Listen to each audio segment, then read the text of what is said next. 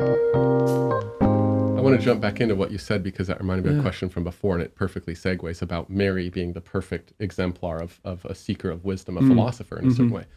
And that has to do with what you said, receptivity. So let's think about the Holy Spirit for a minute. Like if we think about inner Trinitarian dynamics, one way to try to understand the Trinity from our natural human point of view, right, is to see that we're an image of God. So our human soul is memory, intellect, and will, right, relating to each other, right? In this, we're one being, but we have these three powers that are inseparable.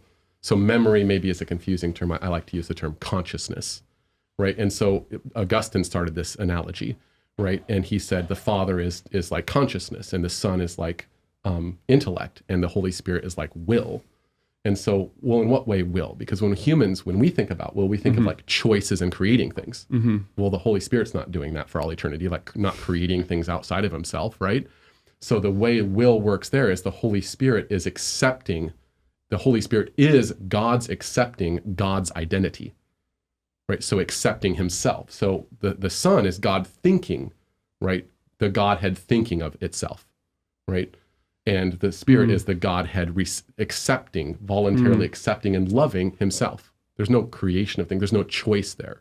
And so Mary, my point is to compare that, the Holy Spirit's, that's Bonaventure calls that voluntas acceptans, the accepting will, right? Not the productive will. So no wonder she's a spouse of the Holy Spirit. Exactly, that's what I'm saying. So she perfectly says, God says, I've chosen you.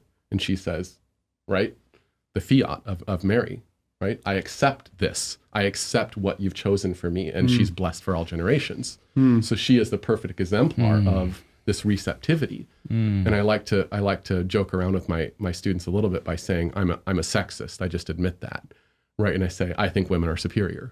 Right? Because Mary, in a certain way, represents the fundamental powers of a human being. Of the human soul. She's, women being more naturally receptive in that way, right? Intellectually, right, are to me more human. So like women in a certain way, weirdly, are like more human than men. So I think that the idea of Mary being this perfect example of wisdom has to do with that receptivity, that contemplative attitude and default directionality. If you like that clip, be sure to like and subscribe. Cheers.